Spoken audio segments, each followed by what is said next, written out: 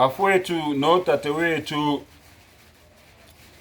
size simnyama, zingane zikaMthaniya, bangunabahle. Umuntu oyengwayo makangasho ukuthi ngiyengwa nguNkulunkulu. uNkulunkulu akakuyengi kodwa uyakuvivinya. Ukhona okuyengayo omubi, uSathane uyena oyenga abantu ekwenzeni izinto ezimbi abayengele ebubini.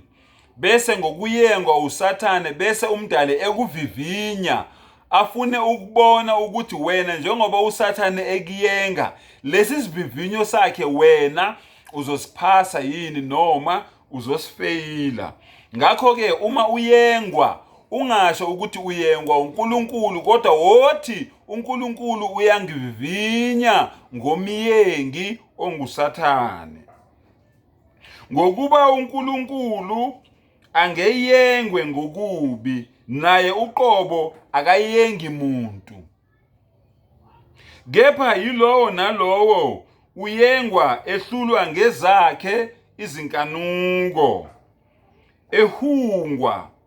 Uma inkanuko isithathile ibeletha isono, nesono sesiphelelisiwe sizala ukufa. Uma inkanuko isithathile ibeletha isono, nesono sesiphelelisiwe sizala ukufa. Ningadukiswa bazalwane bami abathandekayo. Izipho zonke ezinhle neziphiwo zonke ezipheleleyo zivela phezulu, zehla kuNkulunkulu wokukhanya, okungekho kuye ukuguquka nasithunzi sokuphenduka. Ngokuthanda kwakhe wasizala ngezwi leqiniso, noma wasidala ngezwi leqiniso, ukuba sibe ngabokuqala bezidalwa zakhe.